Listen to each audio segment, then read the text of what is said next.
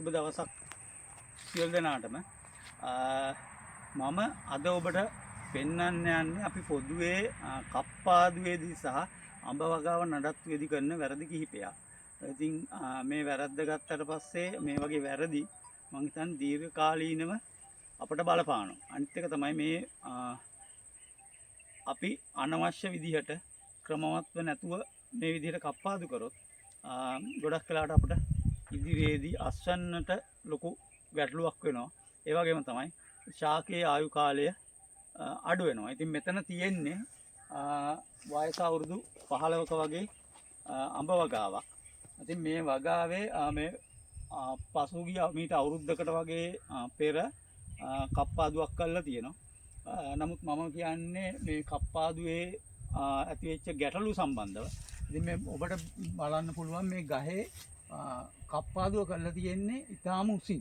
ඒ කියන්නේ අඩි 12ක් 15ක් වගේ උසින් තමයි කැපුම් යොදලා තියෙන්නේ. ඉතින් මේ වගේ ගහකට අපි කරන්න ඕන ගොඩක් වෙලාවට දැඩි කප්පාදුවක් කරනවා නම් අපි මේක සාමාන්‍යයෙන් අවුරුදු අඩි 3න් 4න් වගේ උඩින් කරගන්න ඕන. ඒ වගේම අඩි 5ට අඩුවෙන් කප්පාදුව කරන තරමට වඩා සුදුසුයි. ඉතින් මේ වගේ අඩි 15ක් 10ක් 15ක් අතරේ උඩින් කප්පාදුව කරොත් වෙන්නේ මේ අලුතෙන් ඔබට පේනවා ඇති මේ අතු ඇවිල්ලා තියෙනවා. ඉතින් මේ අලුතෙන් ආපු අතු දැන් අඩි 4ක් විතර වර්ධනය වෙලා තියෙනවා. එතකොට දැන් මේ සාමාන්‍යයෙන් මේ ගස් බැලුවට පස්සේ අඩි 20කට වඩා උසයි සියලුම ගස්. ඉතින් නමුත් ඒ අවස්ථාවේදී අපි කප්පාදුව කරා නම් අඩි 5කට අඩුවේ. එතකොට මේ ශාකය කෙටි වෙනවා. ඉතින් ඇත්තටම වෙන්නේ අපි කප්පාදුව ගොඩක් වෙලාවට කරන්නේ TJC වගාවේදී ප්‍රධානම ගහේ උස පාලනය කරගන්න. ඒ වගේම තමයි ඊට අමතරව රෝග පලිබෝධ පාලනය වගේ කරුණු කාරණා ගොඩක් තිබුණත් අපිට ඊටාම වැදගත් මේ උස පාලනය කියන එක. ඉතින් මේ උස පාලනය නොකරොත් අපිට මේකේ ඇත්තටම අඹ ආවරණ බෑග් ගෙදීමේ ලොකු ගැටලුකාරී තත්ත්ව මතුවෙනවා. මොකද මේ වගේ ගහකට අඹ ආවරණ බෑග් යොදන්න ඉනිමගක් හෝ එහෙම නැත්නම් ගහට නැගලා තමයි දාන්න වෙන්නේ. එතකොට අපට cost of production එහෙම නැත්නම් නිෂ්පාදන වියදම වැඩි වෙනවා. ඉතින් ඒක ගැන අපි සැලකිලිමත් වෙන්න ඕනේ. ඒ වගේම තමයි දැන් මේක අඩි 15ක් 20ක් වගේ උසට අඹ ගහ ගියාට පස්සේ අපිට මේ පලිබෝධනාශක යෙදීමේ ලොකු ගැටලු මතුවෙනවා. මොකද අපිට උඩට පලිබෝධනාශක ගහන්න අමාරුයි. ඒ වගේම තමයි පලිබෝධනාශක සඳහා යන වියදම වැඩි වෙනවා. ඉතින් ඒක නිසා මේ සියලු කරුණු කාරණා ගත්තට පස්සේ අපිට නිෂ්පාදන වියදම ඉතාම වැඩි වෙනවා. ඉතින් ඊළඟ කරුණ තමයි මේ ගස්වල තියෙන ගැටලුව මම ඔබට පෙන්වන්නම්.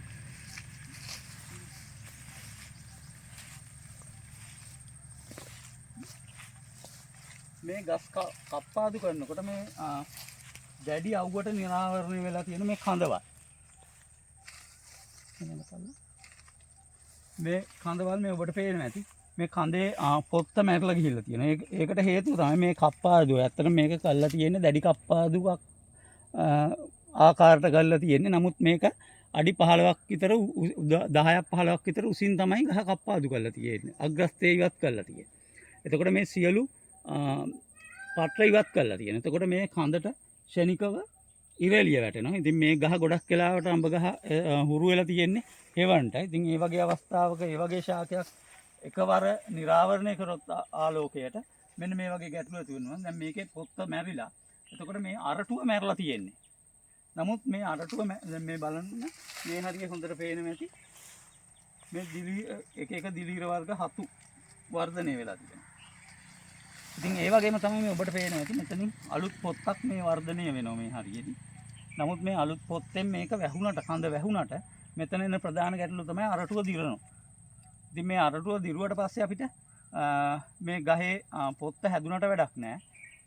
අරටුව ශක්තිමත් නැති නිසා මේ අතු කඩාගෙන වැටෙනවා. ඉතින් මෙතනක් තියෙන කඩාගෙන වැටෙන අතු කිහිපයක් ඔබට මම පෙන්නන්නම්.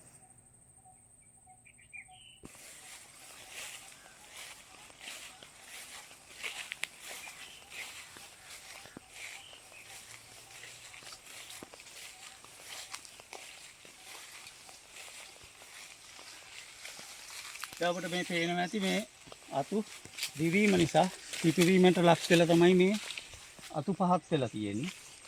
ඒ වගේම තමයි මේ ඔක්කොම මැද දිරලා තියෙන ආකාරය ඔබට පේනවා ඇති.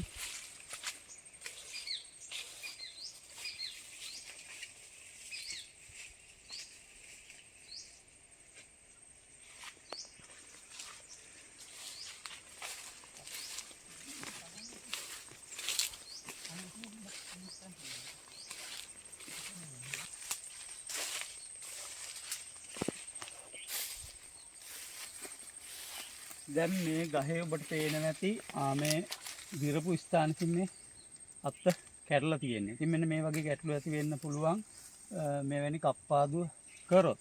ඉතින් අපිට මේක ඇත්තටම ඊළඟදී මේ ගහ ඇත්තටම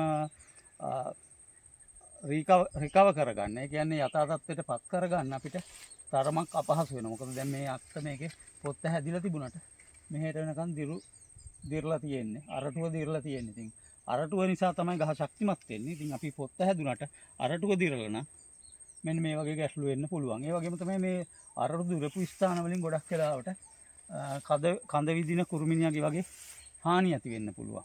ඉතින් මේ ඇත්තට මේක දැන් කප්පාදුවට ලක් කරලා අවුරුද්දක් වගේ කාලයක් වෙන්නේ. ඉතින් එතකොට නමුත් කප්පාදුවට ලක් කරාට වැඩක් නැහැ. මේක ඔබට පේන නැති පසුබිමින් ගස් ආපහු එකට යාවෙලා තියෙන්නේ. ගහේ උස විතරක් නෙවෙයි ගහේ පැතිරිච්ච ප්‍රමාණය උනත් අඩු වෙලා නැහැ මේ උඩින් කප්පාදු කරපු නිසා.